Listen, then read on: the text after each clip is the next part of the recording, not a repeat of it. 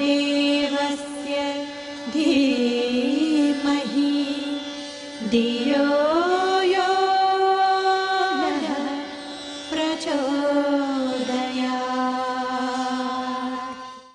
आप लोगों से पहले दिन ये कहा था कि आप कुछ बोइए ताकि आपकी फसल में हीरे और मोती पैदा हों। न बोएंगे तो फिर नहीं पैदा हुआ आपके में। इसलिए बोने वाली बात क्या बोएं? उस दिन हमने कहा था आपसे कि अपना श्रम बोइए, एक अपना श्रम बोइए, समय बोइए, साधन बोइए। यही हमने बोए हैं, यही आप बोइए। आपके पास थोड़े हों थोड़े बोइए, ज़्यादा हों ज़्यादा बोइए, पर बोएंगे उस हिसाब से ही काटने को मिलेगा। ये हमने उस दिन आपसे कहा था। आज क्या कह रहे हैं? आज मैं ये कह रहा हूँ कि खेत किसान के पास नहीं आता, किसान खेत के पास जाता है और उसी के जोतता है, उसी में बीज बोता है। खेत किसान के घर नहीं आता कि भाई साहब हमको जोत दीजिए और हमको बो दीजिए और हम काटेंगे और हमारी फसल ये लीजिए, हम आपके घर आ गए और हम अपनी फसल को आपके यहाँ ले गए। नहीं, किसान को ही जाना पड़ता है। किसान नहीं जाएगा तो बात बनेगी नहीं। बादल जाते हैं, बादल ही जाते हैं सारी दुनिया में। दुनिया बादलों के पास जाए, दुनिया बादलों से ये कहे कि हम आपके पास आए हैं और हमको पानी बरसा दीजिए और हमको पानी पिला दीजिए और हमको यहाँ ज़रूरत है। नहीं, कोई नहीं जाता, बादल ही जाते। जो बड़ा है वही छोटों की पता लगाने के लिए जाता है। कौन का दुख है, किसको क्या आवश्यकता है, किसके लिए क्या करना चाहिए, ये तलाश करना उनका काम है जो बड़े हैं। प्राचीन काल में भी यही होता रहा, अभी भी ये होता रहा है। सूरज घूमता रहता है, सारे ग्रह और उपग्रह सूरज के पास नहीं जाते कि हम आपके पास आए हैं, लाइए रोशनी दे दीजिए। नहीं, वो ग्रह उपग्रह अपने काम से लगे रहते हैं। सूरज ही घूमता है, सूरज ही सारे न केवल पृथ्वी को बल्कि ग्रह और उपग्रहों को भी रोशनी वहीं फेंकता है, उसी को घूमना पड़ता है। चंद्रमा भी घूमता है। हवा के पास लोग नहीं जाते कि हमको ऑक्सीजन की ज़रूरत है। ऑक्सीजन का एक सिलेंडर कितना नाम को आता है और सारी ज़िंदगी भर में तो आप हज़ारों सिलेंडर ऑक्सीजन गैस ख़त्म कर लेते हैं। गए हैं आप कभी हवा के पास? नहीं, हवा ही आपके पास आती है, आपको पता भी नहीं चलता कब हवा आई थी कब नहीं आई थी। आप सोए हुए होते हैं तो अभी आपकी नाक में घुस जाती है, फेफड़ों में घुस जाती है और आप जिंदा रहते हैं।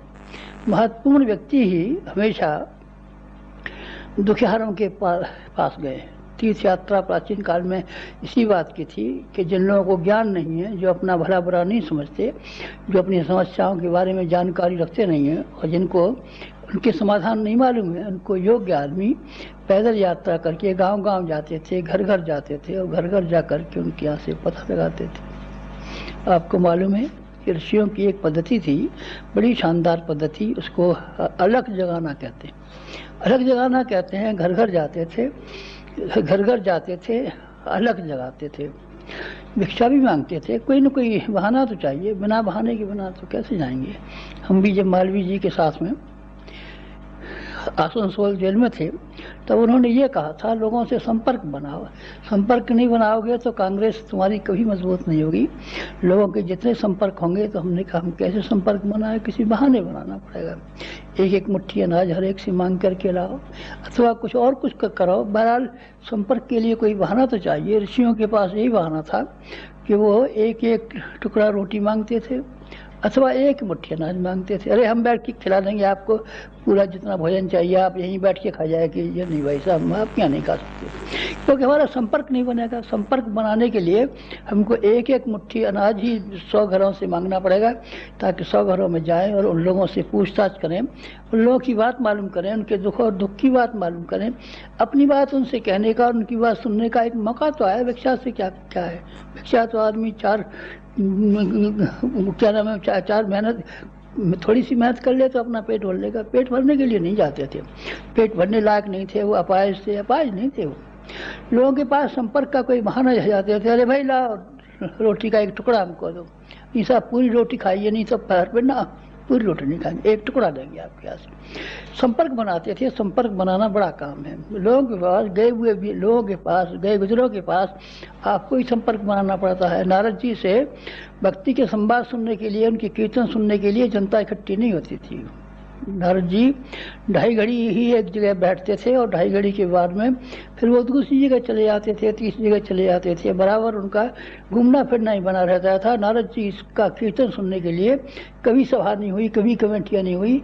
नारद जी स्वयं ही लोगों के पास गए और उन्होंने जा कर के लोगों से कहा, आपको भी अब यही करना पड़ेगा, तीर्थ यात्रा आपको करनी पड़ेगी। पापों का प्रायश्चित करने के लिए तीर्थ यात्रा की जाती है और पुण्य कमाने के लिए भी तीर्थ यात्रा की जाती है। दोनों ही कामों के लिए अगर आपने कोई जीवन में गलतियां की हों तो आप उसका प्रायश्चित कीजिए, तीर्थ यात्रा कीजिए।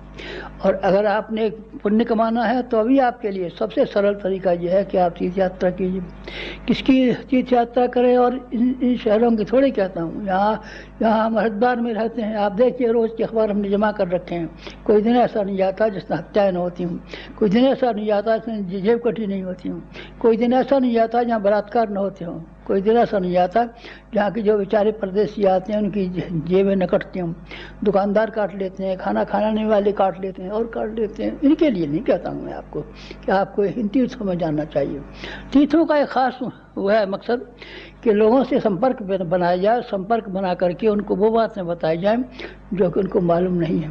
ध्रुव को मालूम नहीं था कि राजकुमार बनना ज़्यादा शानदार है अथवा भगवान की भक्ति ज़्यादा शानदार है। प्रहलाद को मालूम नहीं था। बाप के कहने के मुताबिक उसके बाप का नाम हिरण्यकश्यप था। सोना ही देखता था, सोना ही सपने में, सोना ही दिन में, सोना ही रात में, सोना ही ध्यान में होता था। उसके बेटे ने उनका कहना नहीं माना, उसको सही रास्ता मालूम नहीं था बेचारे को। उसको बताने के लिए नारद जी उनके पास गए थे। ध्रुव गया था, नारद जी के पास नहीं, ध्रुव नहीं गया था, नारद जी गए थे। आपको भी अब यही करना पड़ेगा कि जिन जिन के पास आपको जाना पड़ेगा और जिन जिन के पास में संपर्क बनाना पड़ेगा। काहे का संपर्क बनाना पड़ेगा? किस काम के लिए? आपको मांगने के लिए नहीं, देने के लिए। देने को हमारे पास क्या है? आपके पास तो बहुत है। आपके पास इतना है जितना कि किसी के पास नहीं है। हमने जो ज्ञान की पृष्ठभूमि बनाई है वो इतनी ज़बरदस्त है, इतनी ज़बरदस्त है। आप उसको बांटने का ही काम अपने जिम्मे ले लें। और हम बना नहीं सकते, ठीक है, आपके पास नहीं है बनाने को, कोई हर्ज की बात नहीं है। आप बांटना ही काम शुरू कर दें तो ये भी कम महत्व का नहीं है। बनाया हमने है, लिखा हमने है, हमको प्रेरणाएँ किसी ने हमको दिए, हमको किसी ने युग की समस्याओं के समाधान हमको बताए हैं। और आप ऐसा कर दीजिए कि उसको बांटने के लिए तैयारी कर दीजिए। बांटें कैसे? बांटे को आपको मालूम नहीं है। हमने 100 बार तो कहा है, 1000 बार कहा है आपसे। आपको हमने ज्ञान रथ की बात कही है, हमने आपको झोला पुस्तकालय की बात कही है।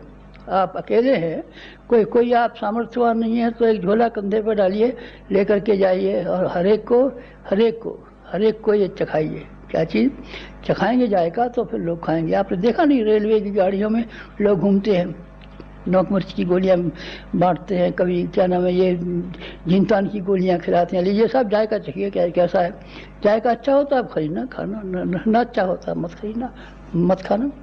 आपको घर घर हर आदमी के पास वो प्रेरणाएं, वो दिशाएं, ये जिसको हम युग की दिशाएं कहते हैं, जो हमारे गुरु ने हमको दी है। आपकी हमारी नहीं है। हमारे जीवात्मा में बैठ करके किसी ऋषि ने, किसी महापुरुष ने, किसी भगवान ने, किसी देवता ने जो विचारधाराएं हमारे दी है वो कलम से हमारी से लिखी गई है, कलम से हमारी से लिखी गई है। व्यास जी ने महाभारत बोला था, गणेश जी ने लिखा था। गणेश जी का बना हुआ महाभारत नहीं, गणेश जी ने लिखा था, गणेश जी का बनाया हुआ नहीं है। व्यास जी ने कहा था। आपने प्रज्ञा साहित्य लिखा है? नहीं, हमने हमारी कलम ने और हमारी जिसने लिखा है, उंगलियों ने लिखा है। कलम से ऐसे फिर आप लिख सकते हैं, ले जाइए, हम आपको कलम दे देंगे, फिर आप लिखिए। कलम से ही लिखा जा सकता है तो आप लिख डालिए, कलम उठा ले जाइए। हमारी कलम से नहीं लिखा जा सकता। ये हमारे पास जो प्रेरणा है, हमारे पास जो विचारणा है, जो दिशाएं हैं, जो हमारे पास संकेत हैं, जो वैसे मूल्यवान हैं, अगर लोग उनको हृदयंगम कर सकें, हजम कर सकें, पचा सकें, उनको वही लाभ मिल सकता है जो नारद जी के संपर्क से औरों को मिला था। हम भी इस युग के नारद के हृदय में भगवान की भक्ति थी, हमारे हृदय में भी किसी की भक्ति है। हमने युग की समस्याओं को ठीक समाधान विचारे, दूसरे लोगों ने विचारे नहीं, दूसरे लोगों ने नहीं विचारे। कोई नहर खोदता है, कोई कुआं खोदता है, कोई तालाब बनवाता है, कोई धर्मशालाएं बनाता है, कोई क्या करता है, कोई क्या करता है। ये समस्याओं के समाधान है नहीं, इसलिए समाधान नहीं है। समाधान तो वो है जो हमने बताए हैं लोगों को। इसलिए इन समाधानों को बांटने के लिए फिर आपको कुछ काम करना पड़ेगा। क्या काम करना पड़ेगा? आपको जो बातें बताई गई थी अब आप जो कीजिए करेंगे। अब तक तो ये आपने कहा था, हमने सुना था। आप एक झोला पुस्तकालय लेकर के छोटे छोटे ट्रैक्ट हमने आजकल लिखे हैं, तब हम पानी पीते हैं जब एक ट्रैक्ट रोज लिख लेते। जब तक एक ट्रैक्ट लिखा नहीं जाता तब तक एक पानी नहीं पीते। उसमें हमारे प्राण है, उसमें हमारा जीवन है, उसमें चिंगारी है, ऐसी चिंगारी है कि अगर आप उसमें जरा सी हवा लगा दें और आप जरा सा ईंधन डाल दें तो ये दावा नहीं बढ़ सकती है। बहुत शानदार चीज़ें हैं हमारी। आप इनको घर घरों में जन जन के पास जा कर के पढ़ाने का और वापस लाने का काम कीजिए। बेचने का कोई खरीदे तो बेच भी सकते हैं, कोई ये भी नहीं कहता कि आपको कोई मांगे साहब ये किताब हमको बहुत अच्छी लगी है, इसको हमको आप दे जाइए। अच्छा भाई ला 40 पैसे की है। 40 पैसे क्या होते हैं? आजकल तो कुछ भी नहीं होता है। एक चम्मच चाय आती है, 80 पैसे की चाय बिकती है, आधा कप चाय होता है। लो भाई तो ये से ले ले और हमको दे दे, हम और ले लेंगे। कभी बेच भी सकते हैं। नहीं तो फिर लोगों को पढ़ाने का मुख्य काम है। आप पढ़ाइए, बिना कीमत पढ़ाइए, घर घर जाके पढ़ाइए, बिना उसके के बिना जाइए, जरूर पढ़ाइए लोगों को। और ज्ञान रथ उससे भी शानदार है। आपने देखा नहीं है जगन्नाथ जी का जो रथ निकलता है, जगन्नाथ जी की रथ की यात्रा निकलती है। हमारे यहाँ मथुरा में, वृंदावन में रंग जी के मंदिर की रथ यात्रा निकलती है। उसमें भगवान की मूर्ति को रख करके जगह जगह फिराते हैं, जगह जगह घुमाते हैं। और इससे पहले जैन धर्म में तो रथ यात्रा को आवश्यक माना गया है। कोई भी मंदिर हो उसमें रथ यात्रा जरूर निकालते हैं। कोई आदमी आता है, कोई नहीं आता है, कोई देखता है, कोई नहीं देखता है। उनका रथ लोगों के गलियों में और घरों में और सड़कों पर निकलता थे। तो जो आदमी कभी भी मंदिर में नहीं गए थे, कभी भी मूर्ति को नहीं देखा था, उनने भी उसको देखा है। ये क्या था? ये रथ थे। रथ को ले जा करके निकलते थे। पहले ज़माने में बैलगाड़ियाँ बना लेते थे, उसमें भगवान का मंदिर बना दिया, भगवान की स्थापना की और लोगों को अपने हाथ से, बैलों से नहीं, हाथ से खींचते हुए इस गांव से उस गांव में कीर्तन किया, भगवान की मूर्ति को दिखाया, भगवान का महत्व बताया, फिर आगे गांव में चले गए। ऐसे करते थे। ये उसी की एक बहुत छोटी नकल हमने की है।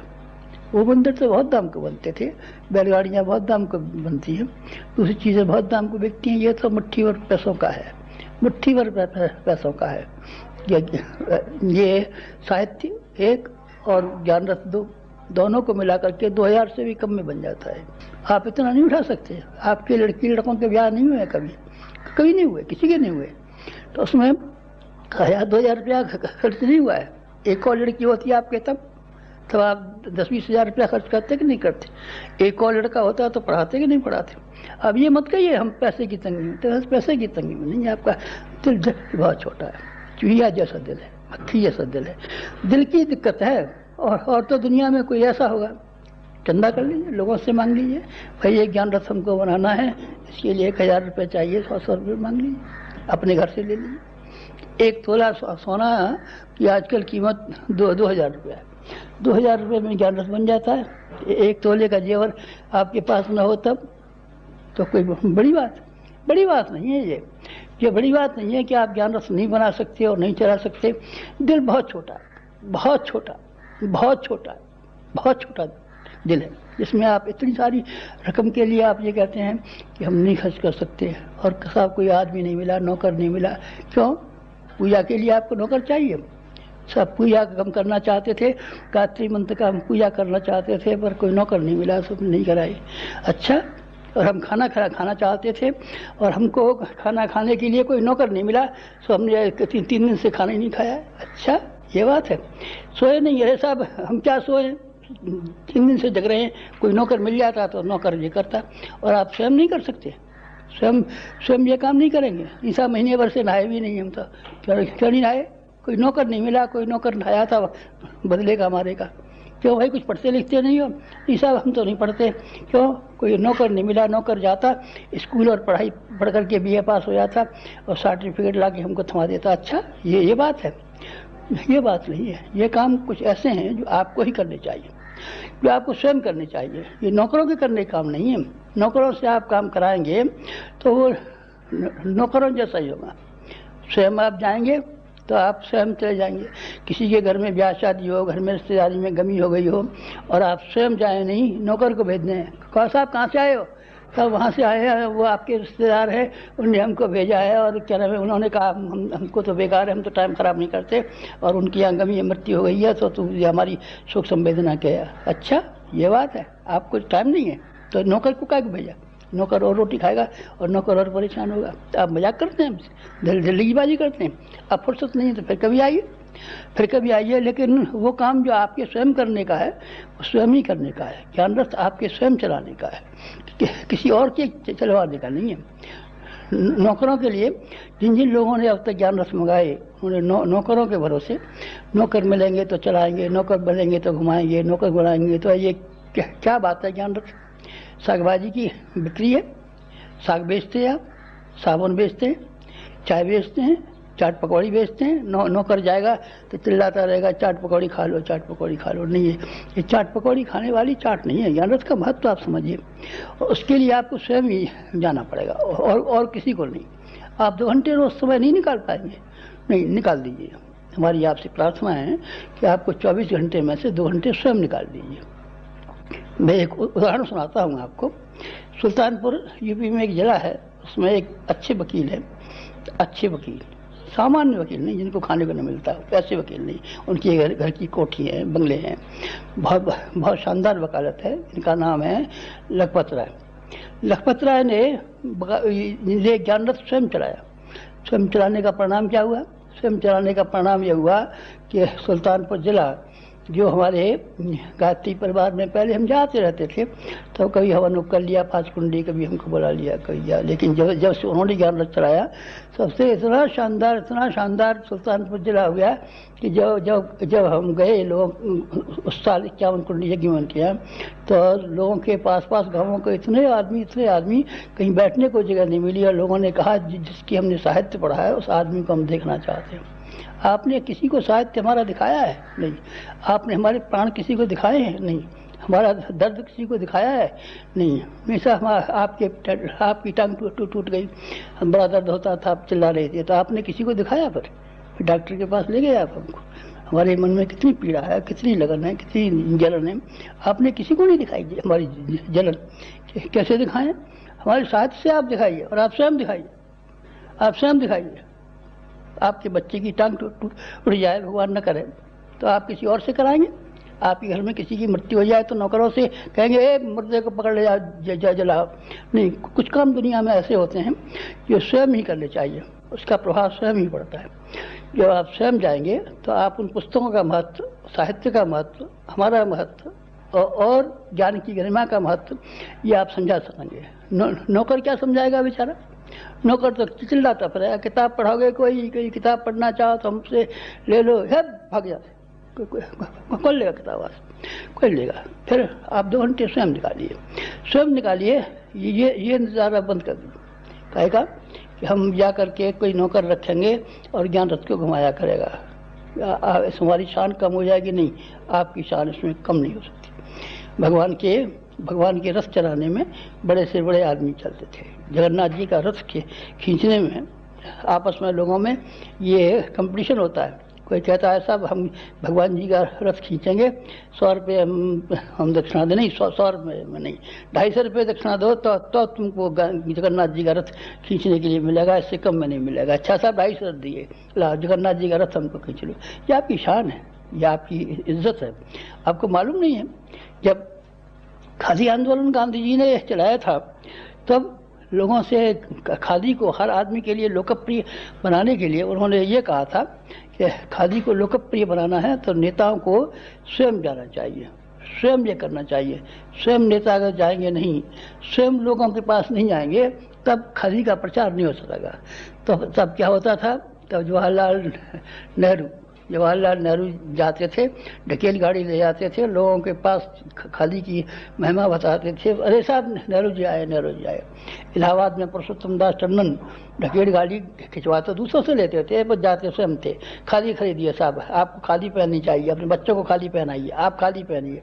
अच्छा साहब टंडन जी, ये उसके इलाहाबाद के मेयर थे। जब जाते थे तो शाम तक 1 लाख रुपए की खादी बेच के आते थे।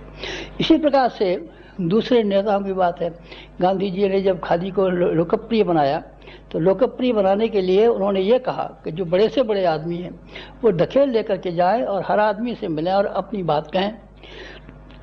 लोगों ने जब अपनी बात कहना शुरू की और लोगों ने जब कहा तब लोगों ने खरीदी, तब वो चीज़ बिकी। अगर वो खरीदते नहीं, बेचते नहीं और वो न होता तो खादी का प्रचार नहीं हुआ होता। खादी बिका हुआ, खादी बाबा हमेशा से थी और हमेशा तक रहेगी। अब कई बच्चे खादी कोई खरीदता है, पहले कोई खरीदता था, गंवार खरीदते थे, चवार खरीदते थे, गरीब खरीदते थे, खादी कौन खरीदता था। लेकिन जब गांधी जी ने सूत काटना शुरू किया स्वयं तो लोगों ने कहा हम काटेंगे सूत। गांधी जी ने खादी पहनना शुरू किया तो लोगों ने कहा हम पहनेंगे खादी। नेहरू जी ने जब खादी पहनना शुरू किया तो लोगों ने कहा इतने बड़े आदमी जब खादी पहन सकते हैं तो हम क्यों नहीं पहनेंगे। बड़ों को देख करके हमेशा हर एक की बात आती है। उन्होंने कहा ये साहित्य 2 कौड़ी का होता तो किसी नौकर के हाथ में भिजवा दिया होता। उनके यहाँ बाबूजी के यहाँ तो बहुत नौकर रहते हैं, उनका नौकर दे आता फिर वापस ले जाता। अरे साहब आप काय को आए, हम नहीं आए तो नौकर से भिजवाएं, नौकर से भिजवाएं। आपके यहाँ हो निमंत्रण और आपके यहाँ हो दावत, हमारे यहाँ दावत है साहब, काय की ऐसा लड़का हुआ है, अच्छा साहब नौकर को भेज देंगे, नौकर को भेज देंगे, नौकर को भेज देंगे। नौकर को भेजना भी कोई बात, ये काम नौकर के नहीं है। ज्ञान जहाँ कहीं भी चले हैं, जहाँ कहीं भी चले हैं लोगों ने स्वयं चलाए हैं तो वो चले सफल हुए। भली से आप थोड़ा समय निकालिए, 2 घंटे रोज निकालिए, सायंकाल का समय निकालिए, रात्रि का समय निकालिए। दोपहर से पहले का तो नहीं, क्योंकि दोपहर से पहले लोग कोई भाग दौड़ने में, कोई नहाने धोने में लगे रहते हैं, कोई देर में उठते हैं, कोई क्या करते हैं। दोपहर बाद का सब समय ऐसा रह जाता है। महिलाओं का समय खाली होता है, महिलाएं 12-1 बजे तक रोटी से बना करके खा करके सब काम से निश्चिंत हो जाती हैं, घर बैठती हैं। अरे लो बहन जी एक किताब तो पढ़ो, एक बच्चों के ऊंचा उठाने वाली किताब तो पढ़ो, अपने कुटुंब में दाम्पत्य जीवन में प्रेम लाने वाली एक किताब तो पढ़ो, एक छोटी सी फोल्डर दे आई। अच्छा भैया जी फिर कभी दे जाया करो, हम तो खूब पढ़े हैं, हम तो अपने माँ बाप के घर में मैट्रिक पास थे, पर यहाँ आए तब से तो चूल्हा चौके में ही लगे रहते हैं कि किसी ने किताब दी ना हमने पढ़ी। अच्छा तो बहन जी हम रोज दे जाया करेंगे। स्वयं जाइए ना, स्वयं जब आप जाना शुरू करेंगे तब फिर इसका काम चलेगा। हमारा कहना कि लोगों से कहा था कि ज्ञान दीजिए, स्वयं के करने से होगा। हमारे मथुरा में एक कलेक्टर थे, डायवेल उनका नाम था।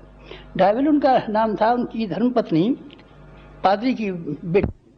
कलेक्टर तो अपनी जगह पर काम करते थे, वो तो नहीं जाते थे, लेकिन उनकी धर्मपत्नी, डायवेल की धर्मपत्नी घर घर जाती थी, मोहल्ले मोहल्ले में जाती। ईसा मसीह की पहले व्यक्ति थी किताबें, अब शायद व्यक्ति हैं कि नहीं व्यक्ति मालूम नहीं मुझे। 1 पैसे की किताब होती थी, एक का नाम लूका, यूहन्ना, मत्ती, मरकुस वगैरह छोटी छोटी किताबें थीं। उसमें ईसाई धर्म की सारी बातें लिखी थी। वो हर घर में जाती थी, नौकर के सिर पर तो इकट्ठा रखवा ले जाती थी और हर एक से कहती थी भगवान की किताब है, बहुत अच्छी किताब है, 1 पैसे में नहीं, फोकट में मारना नहीं, फोकट में मत मारना, कभी मत मारना, कुछ फोकट में आपका कहीं मत मारना। फोकट में तो हम ब्राह्मणों को इन लोगों ने नंबर 2 का पैसा जमा करने वालों ने खिला करके हमारी नीयत खराब कर दी, हमारा पेट खराब कर दिया, हमारी बुद्धि खराब कर दी, हमारी अकल खराब कर दी, हमारा चरित्र खराब कर दिया। फोकट में मत खिलाइए किसी को, 1 पैसा लीजिए, आधा पैसा लीजिए, जो कुछ भी हो से लीजिए जरूर, लेकिन बिना लिए बिना अगर आप लोगों को अगर पढ़ाएंगे तो ऐसे ही बांटते रहेंगे। साहब अरे साहब हम 15 रुपये की बांट जाएंगे, नहीं, बांटने वाला रद्दी में फेंक देगा। बीड़ी के इस्तारों को फेंक देते हैं जिस तरीके से, उस तरीके से फेंक देगा। आप बिना लिए मत दीजिए, बिना लिए मत दीजिए। इस तरीके से कलेक्टर की धर्मपत्नी घर घर में जाती थी और घर घर में जा करके 1-1 पैसे की किताब बेचती थी। कहती थी हम फिर आएंगे कल तक आप पढ़ लेना, अगर आपको ये मालूम पड़े कि ये किताब बेकार है और हमारी समझ में नहीं आती और हम नहीं पढ़ना चाहते तो 1 पैसा अपना ले लेना वापस, हम आपको 1 पैसा आपका वापस दे जाएंगे। इस तरीके से कलेक्टर की औरत जब जाती थी रोजाना अपने नौकर के सिर के ऊपर गट्ठा रखवा करके, जवाहरलाल जी भी ऐसे करते थे, पटेल भी ऐसे करते थे कि नौकर से ढकेलवाते थे। भारी होती थी तो बेचारे कहाँ तक खींचे, फिर लोगों से बातचीत कैसे करें, लोगों को समझाएं कैसे। लोग अरे साहब आइए जरा बैठिए तो सही, जो आप कहेंगे सो ही करेंगे। अच्छा साहब खादी की बात कीजिए, आज बाकी बात फिर करेंगे, आज तो खादी की बात करेंगे, कितने की खादी खरीदेंगे। अरे साहब जितने की आपकी मर्जी हो उतने खरीदेंगे। अच्छा एक तो आप हैं, निकले लड़के 3 गज के 1 कुर्ते का और 2 गज पजामे का, 5 गज और क्या है, और साहब तीन बच्चे हैं और हमारी बीवी है। अच्छा लड़के लिखे, हम बता सो लिखे कि कितने खाली हो गई, 80 रुपये की खाली हो गई। लाला जी के हाथ में दे दिया बिल, 80 रुपये कपड़े फाट बांध रस्सी में, रस्सी बांध के उसके हाथ में दे दिया, 80 रुपये वसूल हो गए। तो उन्होंने अपने व्यक्तिगत दबाव से ये किया था। व्यक्तिगत दबाव का जहाँ कहीं भी प्रयोग हुआ है वहाँ सफलता की चरम सीमा मिली है। कलेक्टर की बात बताई मैंने, कम्युनिस्टों की बात बताऊँ आपको। ईसाई मिशन ने संसार की 600 भाषाओं में अपनी छोटी छोटी किताबें छापी है। और ईसाई धर्म इतना बढ़ता हुआ दुनिया में चला गया कि दुनिया में 1/3 आदमी ईसाई हैं। 500 करोड़ आदमी रहते हैं काय में इस सारे संसार में। कम्युनिस्ट पार्टी का कैसे प्रचार हो गया दुनिया में कि कितने कम्युनिस्ट हैं दुनिया में आप ये मानिए चीन की आबादी 1 करोड़, और रसिया से जो मिले हुए देश हैं, कौन से, जो 25-26 देशों का उनका सोवियत संघ बना हुआ है, उसको मिला करके 5-7 करोड़ हुए हैं। और सारी दुनिया में कम्युनिस्ट फैले हुए हैं। ये किस तरीके से फैल गए? कार्ल मार्क्स ने एक ने लिखा था और प्रत्येक कम्युनिस्ट ने ये काम किया, घर घर जाकर के लोगों को छोटी छोटी पुस्तकों के रूप में कम्युनिज्म के सिद्धांत समझाए और समझा करके लोगों को बताए। सभाएं नहीं की उन्होंने, जुलूस नहीं निकाले उन्होंने, मीटिंगें नहीं की उन्होंने, कथाएं नहीं की उन्होंने साहित्य पढ़ाया। साहित्य का प्रभाव टिकाऊ होता है और कथा का प्रभाव टिकाऊ नहीं होता है। व्याख्यान का प्रभाव, जिस समय तक आप व्याख्यान सुनेंगे उस समय तक तो आप पे प्रभाव पड़ेगा। और आपकी बीवी और आपकी माँ और आपके बच्चे घर पूछें कि अभी आप सभा में गए थे और वो आप सत्संग में गए थे और मीटिंग में गए थे, क्या क्या कहा, दांत निकाल देंगे। अरे साहब का कही तो बड़ी अच्छी बात है पर कुछ याद नहीं है। लेकिन साहित्य ऐसी बात नहीं है। साहित्य से क्या क्या नहीं हुआ। अमेरिका में एक महिला थी स्टो, उसने एक किताब लिखी, टाम काका की कुटिया। उस लोग अमेरिका में पढ़ा तो दक्षिणी अमेरिका वाले प्राय ये करते थे कि निग्रोज को उसमें जहाज़ों में मंगा करके बैलों का काम लिया करते थे, और उत्तरी अमेरिका वाले नापसंद करते थे। तो उत्तरी अमेरिका और दक्षिणी अमेरिका में गृह युद्ध हो गया। उत्तरी अमेरिका वालों ने दबाव डाला कि हम मारेंगे आपको और निग्रोज को इस तरीके से जानवरों की तरीके से इस्तेमाल नहीं करने देंगे। अब्राहम लिंकन ने, जो वहाँ के प्रेसिडेंट थे, उनको उठा करके और उस महिला को अपनी मेज पे, पार्लियामेंट की मेज पे खड़ा किया और ये कहा ये वो महिला है जिसने क्या है दास प्रथा का खात्मा करा दिया। कहीं लड़ने गई थी? नहीं, लड़ने नहीं गई थी। उसने एक बड़ी शानदार किताब लिखी थी। साहित्य का मूल्य आपको मालूम नहीं है क्योंकि आपने पढ़ा नहीं है, आप जानते नहीं है साहित्य का मूल्य। आपने तो सत्यनारायण कथा सुनी है, आपने वो सुना कहाँ है कैसे कम्युनिज्म की किस तरीके से फैला। रूसों ने इस तरीके से डेमोक्रेसी के सिद्धांत जो निकाले, किस तरीके से सारी दुनिया में डेमोक्रेसी फैल गई। आपको साहित्य का मूल्य मालूम है? आपको नहीं मालूम है। उसने नीत्शे ने नाजीवाद के सिद्धांत लिखे और सारे का सारा जर्मनी और इटली और क्या वो तो मारा गया हिटलर, और नहीं मरता तो तिहाई दुनिया पे, आधी दुनिया पे हावी हो गया होता। अब तक नाजीवाद के सिद्धांत लागू हो गए होते। इस तरीके से नाजीवाद के सिद्धांतों को देने की जिम्मेदारी एक आदमी की है, नीत्शे की। साम्यवाद के लिए करोड़ों आदमियों को साम्यवादी बना देने की और कितने ही मुल्कों को साम्यवादी मुल्क बना देने की किसकी जिम्मेदारी है? एक आदमी की, कार्ल मार्क्स की। कैसे? उसने एक किताब लिखी है, कैपिटल लिखी और लिख करके दुनिया को कम्युनिस्ट बना दिया।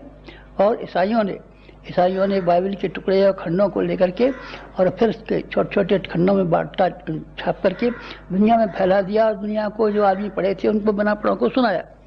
सुना नहीं सकते आप? सुना दीजिए। हमारा साहित्य ऐसा है, इसको पढ़ाया भी जा सकता है, सुनाया भी जा सकता है। और ये कार्ल मार्क्स से, कैपिटल से कमज़ोर है? नहीं, कमज़ोर नहीं है, यकीन रखिए आप। ये रूसों के डेमोक्रेसी सिद्धांतों से कमज़ोर है? नहीं, हम आपको यकीन दिलाते हैं किसी तरीके से कमज़ोर नहीं है ये। और ये आपके सिद्धांत ईसाई मिशन से कमज़ोर हैं? नहीं, हम आपको यकीन दिलाते हैं किसी तरह से कमज़ोर नहीं है, बहुत कमज़ोर नहीं है, जोरदार है। और फिर खास बात क्या है इनमें? ये सब ऐसी किताब तो हमने कहीं और भी पढ़ी है और ऐसी किस्से कहानी और पढ़े हैं, पर व्यक्तित्व कहाँ है उनके साथ जुड़ा हुआ। गीता हमने पढ़ी है, गीता आपने पढ़ी है तो श्री कृष्ण जुड़े हुए हैं। अगर श्री कृष्ण को आप निकाल दें तो फिर एक और हम पंडित से लिखवाएंगे नई गीता लिखवा लीजिए आप। उससे भी अच्छी गीता लिखवा देंगे। हमारे पंडित जी हैं, संस्कृत के पढ़ाने वाले हैं, और हमारे मास्टर साहब उससे अच्छी गीता लिख देंगे, हाँ लिख देंगे। लेकिन श्री कृष्ण भगवान को आप लाएंगे कहाँ से? श्री कृष्ण भगवान को गीता के साथ में जुड़ जाने की वजह से गीता वो हुई कि जन जन को, और जिसको कि सारी दुनिया में, सारे मुल्कों में, सारी भाषाओं में अनुवाद जिसका हुआ। क्यों? उसके साथ में व्यक्तित्व जुड़ा हुआ था कृष्ण का। कार्ल मार्क्स का व्यक्तित्व जुड़ा हुआ था। नहीं साइन बात पे हमने तो PhD करेंगे और थीसिस लिखेंगे, अरे मर थीसिस कर लिखेगा, जो बेवकूफ़ करेंगे तो थीसिस लिखेंगे। हम तो बहुत जोर का थीसिस लिखा है, हमने थीसिस लिखा है तो उसको ढूंढने की यहाँ दिया थीसिस लिखा है, थीसिस नहीं लिखे जाते। किसने लिखा है, क्या लिखा है, इसका भी कीमत है, और किसने लिखा है इसकी भी कीमत है। कबीर कम पढ़े थे, मीरा कम पढ़ी थी, दूसरे लोग कम पढ़े आदमी थे, लेकिन कम पढ़े होते हुए भी व्यक्तित्व उनके साथ में जुड़ा हुआ था। इतना शानदार व्यक्तित्व जुड़ा हुआ था, इसकी वजह से वो इतनी प्रभावशाली उनकी वस्तुएं हुई। गुरु ग्रंथ साहब संतों का संकलन है, संतों का संकलन है, और उनका भगवान की बराबर का महत्व दिया गया। कैसे दिया गया? इसलिए दिया गया, केवल इसलिए कि वो संतों ने लिखी हैं। मीरा गायक थी, गायक ने नहीं थी, लता मंगेशकर नहीं थी वो। मीरा कौन थी? कैसा गाती थी? ऐसे ही गाती होगी जैसे गांव की लड़कियां गाती हैं, औरतें गाती हैं, ऐसे ही गाती होंगी। तो फिर मीरा का कंठ अच्छा नहीं था? नहीं, मेरा कंठ कोई अच्छा नहीं था। चैतन्य महाप्रभु का कंठ अच्छा था? नहीं, कंठ अच्छा नहीं था। तो फिर उन्होंने अपने कीर्तनों से दुनिया को कैसे फैला दिया? उनका व्यक्तित्व था। कौन का? चैतन्य महाप्रभु का व्यक्तित्व था कीर्तन के पीछे। तो हम भी कीर्तन करेंगे, आप भी कीर्तन कीजिए, पर आप चैतन्य प्रभु तो नहीं है। हमारी बीवी भी गाना गाएगी और हमारी बीवी भी कथा गाएगी, तो आपकी बीवी मीरा तो नहीं है फिर। इसलिए क्या है, व्यक्तित्व जुड़ा हुआ रहता है। ये हमारे साहित्य जो कुछ भी हमने लिखा है उसमें हमारी जीवात्मा जुड़ी हुई है, हमारा प्राण जुड़ा हुआ है, हमारा अनुभव जुड़ा हुआ है, हमारा चिंतन और हमारा चरित्र जुड़ा हुआ है। उसको हमने जीवन में उतारा है, तब लोगों से कहा है। जो जीवन में उतारा है उसको लोगों से आप कहेंगे तो उसका असर जरूर पड़ेगा। वेश्याएं अपने जीवन में सैकड़ों भड़ुए पैदा कर लेती, शराबी अपने जीवन में बीचों को शराबी बना देता है, ज्वारी अपने साथ में बीचों को ज्वारी बना देता है। क्यों? इसलिए बना देता है कि उसका जीवन में क्रिया और उसके विचार दोनों मिले हुए, क्रिया और विचार जिसके यहाँ मिले हुए नहीं होंगे उसका भी असर पड़ेगा। हमारा अध्यात्म और नई युग की नई प्रेरणाएं, चेतनाएं किस तरीके से दी जानी चाहिए, लोगों से क्या कहा जाना चाहिए, वो हमने जीवन में उतारा है। आपने तो उतारा है, आपने तो नहीं उतारा है, पर हमने तो उतारा है। हमने उतारा है तो आप ये कह के चलिए, माइक का भी मूल्य, ये मशीन जो आपके सामने बोल रही है, ये जो टेलीविज़न का सेट रखा है, ये तो 2-4 हज़ार रुपये का है। लेकिन आप इसको कितने गौर से देख रहे हैं? इसलिए देख रहे हैं कि हमारा शक्ल और हमारी वाणी इसके साथ में जुड़ी हुई है। इन सब किसी और से तो आपसे भी अच्छा व्याख्यान दिला लेंगे, जरूर दिलवा लेंगे हम। ये थोड़ी कहते हैं कि आप हमसे अच्छा व्याख्यान नहीं दिलवा सकते किसी से। नहीं साहब, आपकी शक्ल तो ऐसी है। पहले आते थे तो दांत तो अभी सब लगे रहते थे, अब तो दांत भी कम मालूम पड़ते हैं। पहले भी उखड़ गए थे, पर वो नकली लगा लेते थे हम, इसलिए कि अब बोलने में, बात करने में सुगमता होती थी। अब किसी से बोलना नहीं पड़ता, बात नहीं पड़ता, पढ़ना पड़ता, तो फाड़ के फेंक मांग दिए। तो फिर अब क्या है, तो ऐसा आप किसी अच्छी शक्ल का ले आएंगे, ले आई, फिर आप कम मना करते। अच्छी शक्ल का हमसे जरूर मिल जाएगा आपको, और हमसे अच्छा वक्ता भी मिल जाएगा, लेकिन जीवन तो नहीं मिलेगा ना, अनुभव तो नहीं मिलेगा ना। 24 साल का हमारा जो तपश्चर्या और पुरस्कार है वो तो नहीं मिलेगा ना। हमने जो बोया और काटा है उसकी जो रिद्धियाँ सिद्धियाँ हमारे पास हैं वो तो नहीं मिलेंगी ना। और हमारा दर्द जो हमारे साहित्य के साथ जुड़ा हुआ है वो तो आपको नहीं मिलेगा ना। तो इस सब चीज़ों को मिला देने से आप उसको किताब मत कहिए, दर्द कहिए, उसको एक आप चिराग कहिए, रोशनी कहिए, उसको उसी तरीके से बांटिए जैसे भगवान की भक्ति को नारद जी ने स्वयं बांटा था। नहीं साहब एक नौकर रख देंगे सो वो भगवान की भक्ति के गीत गाया करेगा। अच्छा, तो आप नौकर से गवाने का मन है आपका? अच्छा, तो मैं समझा, जो बीड़ी वाले बाजार में चिल्लाते फिरते हैं 27 नंबर पिया करो तुम भाई, ऐसी भगवान की भक्ति किया करो तुम भाई, वैसे नौकर रखना चाहते हैं? नहीं, नौकर से नहीं मिलेगा, नारद जी से मिलेगा। चैतन्य महाप्रभु ने भगवान की भक्ति पैदा की थी, लोगों ने रैदास ने भक्ति पैदा की थी। ये सब राम का नाम तो हम भी लेते रहते हैं, राम साहब राम। अरे बाबा, आपके राम नाम में और कबीर के राम नाम में तो जमीन आसमान का फर्क है। समर्थ गुरु रामदास का राम तो बहुत जबरदस्त था। और रामकृष्ण परमहंस का राम बहुत जबरदस्त था, तुम्हारा राम थोड़ी है, 2 कौड़ी का है। इसी तरीके से साहित्य तो हमारा है, आप तो माइक का काम कर दीजिए, लाउड स्पीकर का काम कर दीजिए। लाउड स्पीकर न होता, माइक न होता, टेलीविज़न का ये मशीन जो आपके सामने रखी हुई है ये न होती तो आप सुन लेते हमारी बात को। हम गुरुजी से सुनना चाहते हैं तो जहन्नम में जाइए, गुरुजी सुनना चाहते हैं नहीं साहब, हम गुरुजी से मिलेंगे, हमें दर्शन करा दीजिए। दर्शन करके क्या करेंगे आप गुरुजी का? क्या करेंगे दर्शन करके गुरुजी का? हम कौन हैं? राजेश खन्ना है, दर्शन करेंगे आप हमारा? अशोक कुमार है, क्या करेंगे दर्शन हमारा? कहना तो मानते नहीं है, सुनते तो है नहीं। दर्शन करेंगे, दर्शन करेंगे, दर्शन करेंगे, दर्शन करेंगे। क्या दर्शन करेंगे? लोगों को हमारे विचारों का दर्शन कराइए, हमारी इच्छाओं का दर्शन कराइए, हमारे जीवन की मंथन से जो निकला हुआ मक्खन है उसका दर्शन कराइए। समुद्र मंथन के बाद जो 14 रत्न कीमती निकले थे, हमने अपना जीवन का मंथन करने के बाद में जो रत्न निकाले हैं उसका नाम है साहित्य। किताब का नाम साहित्य नहीं है, फोल्डर का नाम साहित्य नहीं है, अमुक चीज़ का साहित्य नहीं है। इसको आप खरीदिए, इसको आप घर में रखिए, अपने घर के लिए पुस्तकालय रखिए, आप अपने बच्चों के लिए अमानत छोड़ के जाइए। जेवर नहीं है, जेवर है आपके पास? ये सब जेवर तो नहीं है, तो आप अपने बच्चों को क्या देंगे? जेवर नहीं है तो खेत है आपके पास? हाँ खेत है, मत दीजिए खेत, लेकिन आप हमारा साहित्य पढ़ाइए। साहित्य अगर आपने पढ़ाया तो आपके बच्चे अब्राहम लिंकन भी बन सकते हैं, जॉर्ज वाशिंगटन भी बन सकते हैं, और जाने कौन कौन बन सकते हैं। इस तरीके से ये साहित्य जो पढ़ने के लायक है। आज हमको आपको कहना था कि आपको क्या करना चाहिए। अपने समय का एक हिस्सा और अपने श्रम का एक हिस्सा, अपने समय का एक हिस्सा, साधनों का एक हिस्सा हमको दीजिए। हमारा भी कुछ है, हमारे गुरु का कुछ हक है हमारे ऊपर। उसने कहा हमको चाहिए तेरा, तो हमने कहा लीजिए हम देते। हमको चाहिए आपका, हमको समय चाहिए आपका, हमको वक्त चाहिए आपका, हमको पैसा चाहिए आपका, हमको श्रम चाहिए आपका, हमको पसीना चाहिए आपका, हमसे मतलब है समाज को, विश्व को, मानवीय गरिमा को, इंसान के दुख और दर्दों को आपके श्रम की जरूरत है। आप लोगों के श्रम के कष्टों को दूर नहीं कर सकते, आप लोगों को निहाल नहीं कर सकते, आप लोगों की हैरानियों को दूर नहीं कर सकते। आज की उलझी गुत्थियों के समाधान करने का कोई आपके पास उपाय नहीं है।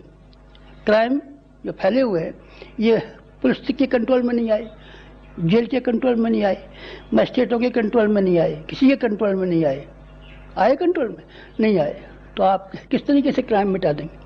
हम गरीबी मिटा देंगे? अमेरिका से मिटाइए पहले गरीबी जाकर। गरीबी, कितने गरीब अमेरिका में रहते हैं, यहाँ के आदमी की ढेरों आमदनी है, यहाँ के रुपए के पहाड़ लगे हुए, सोने की लंका कहते हैं, उस तरीके से अमेरिका बनी हुई है। लेकिन गरीब तबका वहाँ कम है, कुछ गरीबों की कमी है, कुछ क्राइम की कमी है, कुछ वहाँ दूसरे अन्यायों की कमी है, कुछ नहीं। सब चीज़ें आदमी को आप निहाल नहीं कर सकते किसी तरीके से, पैसा दे करके भी नहीं कर सकते, दौलत दे करके भी नहीं कर सकते। अस्पताल बना करके आप लोगों को दूर नहीं कर सकते। आपने विनोबा भावे का नाम सुना है? सुना होगा ज़रूर। विनोबा भावे के बड़े भाई का नाम है बालकोबा भावे।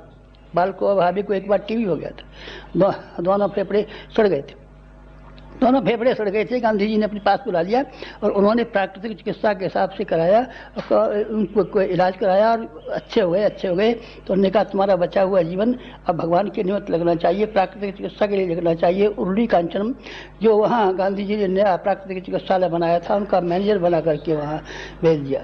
सेंडो का आपने नाम सुना है? बिल्कुल कमज़ोर आदमी था। आपने चंदगीराम पहलवान का नाम सुना है? बिल्कुल कमज़ोर आदमी था, लेकिन ज्ञान ने, किसी आदमी ने जो उसको शिक्षाएं दी, जो उसको बताया, उस शिक्षा की वजह से, ज्ञान की वजह से अपने संयमशीलता बरती और अपने आप को ठीक किया और दुनिया में माना हुआ आदमी हो गया। आप 2-2 कौड़ी के आदमी को माना हुआ आदमी बना सकते हैं। कैसे? अगर आप सच्चे मन से निकले। तो बेगार भुगतने के लिए निकलते हो तो आपकी इच्छा अलग है। नहीं साहब आपके असर नहीं होता। अरे होता है भाई साहब, हमारे होता है। यहाँ आप आइए शांत कुंज में, और शांत कुंज में देखिए कितने लड़के हैं हमारे यहाँ, 250 करीब लड़के हैं। कोई MA है, कोई PhD है, कोई डॉक्टर है, कोई MD है, कोई MS है। तो आके देखिए ना, जिनको 3-3 हज़ार रुपये तनख्वाह मिलती थी। इस तरीके से आजकल रहते हैं स्वयं सेवकों की तरीके से।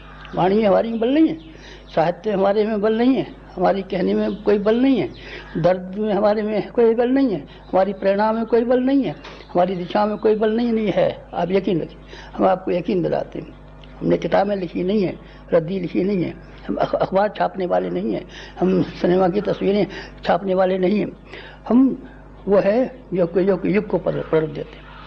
वो आदमी होते हैं कुछ आदमी जो दुनिया में युग को पलट देते हैं। भगवान बुद्ध ने युग को पलट दिया था अपने प्रचारकों के अपने व्यक्तित्व से। उन्होंने लाखों आदमी प्रचारक बनाए और उन प्रचारकों ने अपना प्रभाव ऐसा छोड़ा। क्यों साहब, भगवान ने बुद्ध ने बहुत अत्याचार किया था कि उन्होंने जितने भी शिष्य थे सबके सिर मुड़ा दिए और गेरुआ कपड़ा पहना दिया और घर छुड़ा दिया और भिखारी बना दिया। उन्होंने बड़े अत्याचार नहीं किया था। इसके बिना साधु हुए बिना, सन्यासी हुए बिना, त्यागी हुए बिना कहीं अगर वो जाते और प्रचार कार्य करते, बुद्ध का संदेश सुनाते, तो कोई भी सुनने को तैयार न होता। सुनने को तैयार भी हो जाता तो भी उसका कोई परिणाम निकल नहीं सकता था, तो भी बराबर वो उसी तरह से बना रहता। अभी जो ये साहित्य है, इसको आप ज्ञान रथों के माध्यम से अब आप यही मान लीजिए कि हमको चाकू लग गया था, छुरा लग गया था, सो आप अस्पताल ले जा रहे हैं। हमको ले जाइए ज्ञान रथ में, गुरु जी आए, गुरु जी का रथ हम ले जाएंगे। अच्छा चलो ऐसे कर लीजिए। विवेकानंद जो अमेरिका वगैरह सारी दुनिया में से घूम करके आए थे, तो कलकत्ते में बड़े बड़े जजों ने और बड़े बड़े वकीलों ने उनकी जो बग्घी थी स्वयं खींची थी। घोड़ा चलेगा नहीं, घोड़ा नहीं चलेगा, हमारे विवेकानंद की बग्घी को लेकर के हम चलेंगे। तो आप हमको लेके घुमा दीजिए अपने गाँव में, अपने कंधे पर लेके घुमा दीजिए। श्रवण कुमार ने अपने अंधे और माँ बाप को कंधे पे बिठाया था, कंधे में बिठा करके सारी तीर्थ यात्रा कराई थी। आप अपने गांव की तीर्थ यात्रा नहीं कराएंगे हमको, अपने मोहल्ले वालों की नहीं कराएंगे, अपने मित्रों की नहीं कराएंगे, अपनी जान पहचान वालों की यात्रा कि घर में हमको ले नहीं जाएंगे। हमको ले जाइए। हमको शरीर को, अरे बाबा शरीर में क्या रखा है? शरीर में तो मांस है और हड्डियाँ हैं और इसमें से पेशाब है और टट्टी है, इसमें है क्या शरीर में? या जब आप आएंगे तो हम ले चलेंगे, नहीं हम आपके आएंगे, मत आप लेके चलिए। हम तो हमेशा आएंगे और 24 घंटे आपके आएंगे। अगर आप हमारे साहित्य को स्वयं पढ़ेंगे और दूसरे लोगों को पढ़ाने के लिए समय निकालेंगे, तो आप ये मान के चलिए हमको कंधे पर लेके चलते हैं, आप हमारी गाड़ी लेके चलते हैं, आप हमको घुमाने के लिए चलते हैं, आप हमारा विजय का जुलूस निकाल के चलते हैं, आप हमको हाथी पे बिठा के ले चलते हैं। एक बार की याद आ गई, लुधियाना में एक बार ऐसा हुआ था कि उस पर गायत्री सम्मेलन बुलाया गया था। सारी दुनिया की, सारे हिंदुस्तान भर के लोग बुलाए गए थे कि जिस किसी का गायत्री का ज्ञान और भाषण जोरदार होगा उसको हाथी पे बिठा के घुमाया जाएगा। तो हमको हाथी पे उसमें लुधियाना में जुलूस निकाला गया था। चांदी का छत्तर, जैसे शंकराचार्यों के होते हैं अपने, वैसे हमको चांदी का छत्तर, चांदी का ये और एक मखमली का कालीन, ये सब दिया गया था। हमको याद आ गई। तो आप हमारा फिर आता है मन कि फिर कोई हमको ऐसे ही हाथी पे बिठा के ले जाए, फिर कोई सोने चांदी का छत्तर लेकर के चला जाए, घर घर हमको दिखावे, देखो हमारे गुरु जी आए। आप लेके चलिए हमको। कैसे चलेंगे? आप जानवर से लेके चलिए। आप हमारे यहाँ नहीं आ रहे, आपके यहाँ हम क्या करेंगे? इतनी बार गए हैं और आप इतनी बार हमारे यहाँ आए। आपने कुछ हमारे लिए किया है और हमने आपके लिए कुछ किया है। आप कीजिए कुछ हमारे लिए। हमारी इच्छा है हमारा साहित्य भारतवर्ष का एक भी व्यक्ति ऐसा न हो जिसके पास न गया हो और जिसने पढ़ा न हो। आप पढ़ाने के लिए स्वयं जाइए, नौकर को मत भेजिए। ये मत कीजिए शाखा वाले जाएंगे, शाखा वालों को जहन्नम में डालिए। अगर आपके भीतर हमारे प्रति कोई सहानुभूति है, अगर आपको हमारे प्रति कोई निष्ठा है, अगर आप हमको अपना मानते हैं, बुजुर्ग मानते हैं और ये मानते हैं कोई भला आदमी है, कोई संत है, सिद्ध पुरुष को मरने दीजिए, तो आप फिर कुछ कीजिए हमारे लिए। हम चाहते हैं आप करें हमारे लिए। हमने अपने गुरु के लिए किया है और उसने हमारे लिए किया है। आप हमारे लिए कीजिए, हम आपके लिए करेंगे। अब तक करेंगे, अब तक तो थोड़े दिन देंगे आपको, जैसे भिखारी को दिया जाता है। आप तो अपने काम के लिए आते हैं। हमारी नौकरी में तरक्की करा दीजिए, हमको ये करा दीजिए, हमको MLA का टिकट दिलवा दीजिए, हमको फलाना काम करवा दीजिए। 100 काम लेकर के आते हैं भिखारी की तरीके से। दानी की तरीके से आइए ना, दानी की तरीके से आइए ना। आप देखिए हम आपको कैसा उठा करके रखेंगे। अब भामाशाह की तरीके से आइए ना। देखिए राणा प्रताप ने उनको छाती से लगा लिया था और आंखों में आंसू टपकाते हुए कहा था, आप है जिसने कि हमारी शर्म रखी और मुल्क की रखी। अब भामाशाह बन के आइए ना, बस भामाशाह नहीं बन सकते। आप हमेशा नहीं हो सकते, आप ज़रूर हो सकते हैं। आपके पास समय है, सारे का सारा 24 घंटे का समय है। आप 8 घंटे अपने काम के लिए कमाने को रख लीजिए, 6 घंटे उसके लिए अपने गृहस्थी काम के लिए रख लीजिए, और 6 घंटे 4 घंटे आप अपने नित्य कर्म के लिए रख लीजिए। तो अभी तो आपके पास 4 घंटे बचते हैं। 4 घंटे न सही तो आप 2 घंटे तो लगाइए। मुझे उम्मीद है कि आप यहाँ से जाने के पीछे अब वो काम करेंगे जो कि हमने आपसे उम्मीद रखी है, और जो हमारा मन कहता है आपसे, हमारा मन कहता है आपसे, और आपसे हम आग्रह करते हैं, अनुरोध करते हैं कि आप ज्ञान रथ चलाइए, स्वयं चलाइए, और आप झोला पुस्तकालय चलाइए, स्वयं चलाइए। कम खाइए, एक मुट्ठी अनाज रोजाना बचाते जाइए, एक रोटी कम खाइए। आप बीमार पड़ जाएंगे नहीं, एक रोटी खाने से अगर आप बीमार पड़ जाते हैं तो हमारी जिम्मेदारी है। तीन मुट्ठी चावल की खिचड़ी खाते हैं तो क्या हम आपको कमज़ोर दिखाई पड़ रहे हैं? आपको हमारी शक्ल दिखाई पड़ रही है कि नहीं? आपको शक्ल में कोई कमज़ोरी दिखाई पड़ रही है? कोई बीमारी दिखाई पड़ रही है? कोई आपको कम पड़ गया? एक बार हम हिमालय गए थे, 18 पाउंड ज़्यादा होकर के आए थे। आप एक मुट्ठी अनाज निकालना शुरू कर लीजिए, रोज़ाना अलग से जमा कर। आप 10 पैसे अलग से निकालना शुरू कीजिए। 10 पैसे और एक मुट्ठी अनाज बराबर होता है। मेरा हृदय को चौड़ा कीजिए, दिल को चौड़ा नहीं करेंगे। दिल आपके पास नहीं है, हृदय आपके पास नहीं है, उदारता आपके पास नहीं है, श्रम आपके पास नहीं है, शरीर आपके पास नहीं है, तो फिर क्या है आपके पास? जो कुछ है उसको आपकी आज बेहद ज़रूरत है।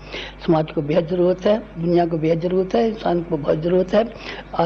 आज भी इतना दुखी है, किसकी वजह से? ज्ञान के अभाव की वजह से। तो ज्ञान के अभाव की आवश्यकता को आपको पूरा करना है, तो हम कैसे करेंगे? विद्वान नहीं है आप, विद्वान तो नहीं है, पर हम तो विद्वान हैं। हमारी आवाज़ नहीं है, हम तो अंधे और पंगे की तरीके से आप हमारे साथ में मिल जाइए ना। पंगे के टांगे नहीं थी और अंधे की आंखें नहीं थी, दोनों ने एक दूसरे का सहयोग मिला लिया और सहयोग मिला करके नदी पार कर ली। हमारा गुरु पंगा है, चल नहीं सकता, हिमालय रहता है और उसके ऊपर बंधन लगे हुए हैं कि हिमालय की सीमा पर है, बाहर नहीं जाने पावे, सूक्ष्म शरीर ही धारण किए करके रहे, शरीर ही धारण करने पावे। उसके अंदर जो अभाव थे वो हमने पूरे किए। अपना शरीर, अपनी वाणी, अपना मन हमने लिया है। प्रत्यक्ष स्थूल हम हैं और सूक्ष्म हमारा गुरु है। सूक्ष्म हमको बनने दीजिए और स्थूल आप बन जाइए। आप लाउड स्पीकर बन जाइए। व्याख्यान हम देंगे। लाउड स्पीकर की वाणी लाखों आदमी पर चली जाती है। लाउड स्पीकर न हो तब कैसे चली जाएगी? रेडियो पे एक आदमी दिल्ली पे बोलता है और सारे हिंदुस्तान में या विदेशों में जो कुछ की उसकी बात कही जाती है विदेशों में चली जाती है। टेलीविज़न में हम यहाँ बैठे हैं और यह हम बात कर रहे हैं और आप सब जितने भी बड़ा समुदाय आया हुआ है सब गौर से सुन रहा है और मौका मिला तो इसको और भी लोग देखेंगे और सुनेंगे। तो फिर ऐसे आप नहीं बन सकते। टेलीविज़न की कीमत 2000 रुपया है, रेडियो की कीमत 200 रुपया है, लाउड स्पीकर की कीमत 250 रुपया है। इनकी कुछ कीमत है, लेकिन वो सारे के सारे विचारों का लोगों को फैलाते हैं, प्रभाव डालते हैं, तो उसके द्वारा इतना ज़्यादा काम हो जाता है। वही काम कर सकता है जो एक वक्ता कर सकता है। पुराने ज़माने में लाउड स्पीकर नहीं थे तो 50 आदमी की गोष्ठी होती थी बस। ज़्यादा से ज़्यादा कोई जोर से बोलने वाला होगा तो 100 आदमी की हो सकता था। 100 आदमी 50 आदमी से ज़्यादा मिलकर के न कभी सत्संग होते थे, न कोई सभाएं होती थी, न कोई मीटिंग होती थी। आज 1-1 लाख की, 2-2 लाख की, 4-4 लाख की मीटिंगें होती हैं। लाउड स्पीकर सुनाते हैं वक्ता। अरे वक्ता की कीमत ज़्यादा उनकी है। किनकी? लाउड स्पीकरों की। लाउड स्पीकर लगे हुए न हो तो 4 लाख आदमियों में से मुश्किल से 25 आदमी जो उसके वक्ता के इर्द गिर्द बैठे हों वो सुनेंगे, कोई नहीं सुनेगा। लाउड स्पीकर तो 250 रुपये का 250 रुपये का है, लेकिन उस वक्ता की निगाह से देखिए उसको अपने नमूने कितने 250 नमूने दिखाई पड़ते हैं। जगह जगह जो लिखे हुए हैं 4 लाख आदमी उसकी बात को सुन रहे हैं। यानी 250 वक्ता है वो नहीं, 250 जवाहरलाल नेहरू है नए, 250 पटेल है नए, 250 गांधी है नए। लाउड स्पीकर की क्या कीमत है? 250 रुपये का था। लेकिन इसी तरीके से आप चाहे कम योग्यता के हों, कम शक्ति के हों, कम उसके हों, लेकिन अपना समय निकाल डालिए। समय हमको दे ही जाइए। आपके समय को हम यकीन दिलाते हैं जितना आपका समय जाएगा वो बेकार नहीं जाएगा। आपके समय को हम बर्बाद नहीं होने देंगे। जो आपके पैसे इस काम में खर्च होंगे, आप यकीन लेके जाइए कि हम आपके पैसों को जाया नहीं होने देंगे, बर्बाद नहीं होने देंगे। आप गरीब नहीं हो जाएंगे, हम गरीब नहीं हो गए। आप कैसे गरीब हो जाएंगे? हमारे बच्चे हैं तब, और हम श्रम दे करके समाज के लिए और भगवान के लिए और देश के लिए हमारे ऊपर कोई कठिनाई या कोई मुसीबत नहीं है, आपके ऊपर कैसे आ जाएगी? इसलिए यहाँ से यकीन लेकर के जाइए, हमारी प्रार्थना सुनते हुए जाइए, हमारे दिल का दर्द को आप अनुभव करते जाइए। अगर आप ऐसा अनुभव करके गए और हमको कुछ सहायता करने में आप समर्थ हो सके तो हम आपके कृतज्ञ रहेंगे हमेशा, और ये समझेंगे कि आप हमारे कुटुंबी हैं, आप हमारे ख़ानदान वाले हैं, आप हमारे मित्र हैं, आप हमारे प्रिय हैं। जो कुछ कमाई होती है आदमी पहले अपने घर वालों को देता है, बाहर वालों को देता है, पड़ोसियों को भी देता है, दूसरों को भी देता है, पर सबसे पहले जो कमाता है अपने घर वालों को देता है। आप घर वाले हमारे क्यों नहीं बनते? हमारे काम क्यों नहीं आते? हमारी मुसीबतों में सहायता क्यों नहीं कर सकते? आप कैसे कुटुंबी होंगे? हमारी इच्छाओं को पूरा करने में आप सहायक क्यों नहीं होते? बुढ़ा भूखा बैठा हुआ है और वह बुढ़ा दर्द में चिल्लाता है और उसका शक्ल देख करके चले जाएं और उसको नमस्कार करके चले जाएं, ये भी कोई बात होती है? आप समझते क्यों नहीं? आप समझिए। समझने के बाद में जब आप यहाँ से विदा हों तो फिर वही कहते हुए जाइए जो हमने कल कहा था, करिष्ये वचनम तव, करिष्ये, कीजिए कीजिए कीजिए कीजिए, हमको देखिए मत तो सुनिए मत। हम तो गुरु जी के दर्शन करेंगे, मत करिए दर्शन हमारा, और हम गुरु जी को सुनेंगे, मत सुनिए हमको, लेकिन कीजिए जो हम कहते हैं वो कीजिए। हमारे गुरु ने जो कहा है वो हमने किया है। जो श्री कृष्ण भगवान ने कहा था सो अर्जुन ने किया था, रामचंद्र जी ने कहा था सो हनुमान जी ने किया था। आप करने से क्यों करनी काटते? हम सुनेंगे देखेंगे, सुनेंगे देखेंगे, सुनेंगे देखेंगे, मत आप सुनिए मत आप देखिए, कीजिए बस। करेंगे आप तो हमको बहुत प्रसन्नता होगी, और हमको ये मालूम पड़ेगा कि आप जो आए ठीक आए, और ठीक आदमियों के लिए हमारा समय लगा, और ठीक आदमी हमारे कुटुंब में है, ठीक आदमी हमारे कुटुंब में है, तो हम धन्य हो जाएंगे और हम बहुत प्रसन्न होंगे, और आपको सच्चे मन से आशीर्वाद देंगे कि आप आए और आपने बड़ी कृपा की। आज की बात समाप्त।